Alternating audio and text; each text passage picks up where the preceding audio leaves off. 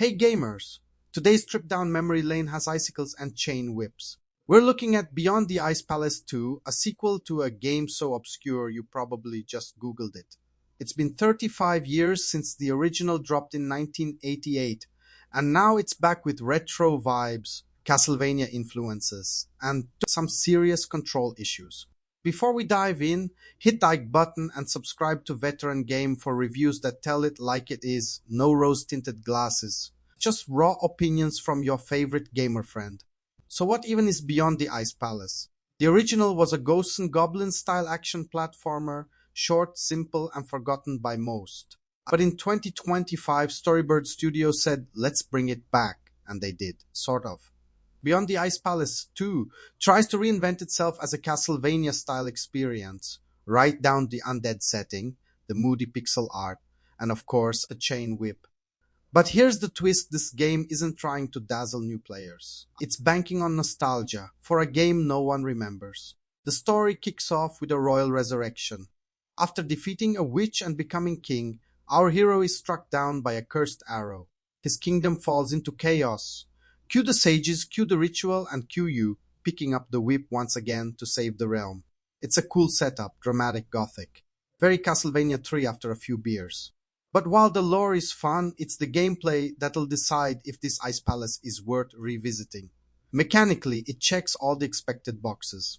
You've got chain whip combat, platforming with swinging mechanics, power crystals to level up your stats, special abilities that burn stamina, giant bosses lurking in creepy ruins. But then come the cracks, and we're not talking Frozen Lake vibes. The controls, clunky. The platforming, frustrating.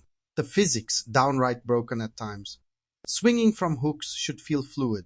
Instead, it feels like trying to Tarzan across a canyon in a straitjacket. The combat can be fun when it works. There's decent enemy feedback, and stomping on skeletons is especially satisfying. The rage meter lets you go ham with extra power, which helps during boss fights. And there are moments of cool exploration. Secret rooms, hidden crystals. Gearing up your stats feels rewarding, especially when you finally get to tear through enemies that gave you grief an hour ago. But again, when the core platforming feels off, everything else suffers. There's no difficulty setting either, so dying repeatedly becomes your new hobby. Graphically, it's solid.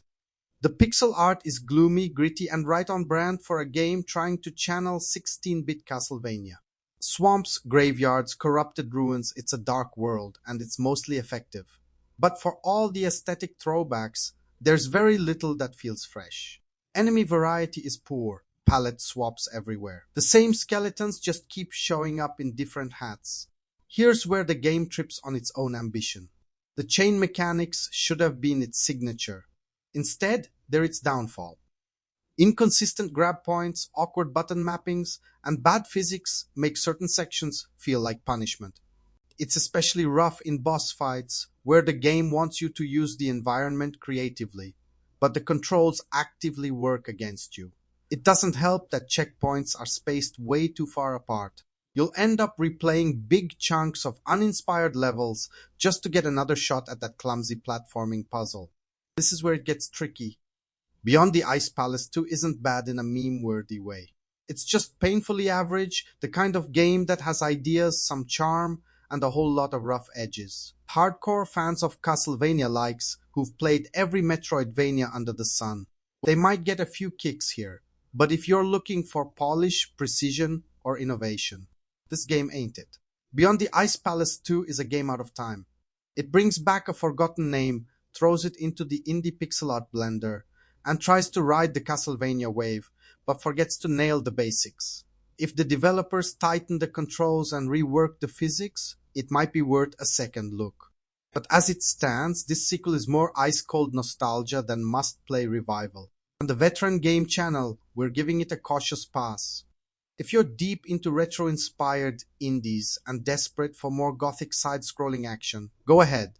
Otherwise, leave this palace frozen. Thanks for watching. Drop a comment with your favorite forgotten retro game, hit like and subscribe for more brutally honest takes, weird sequels, and indie game gems.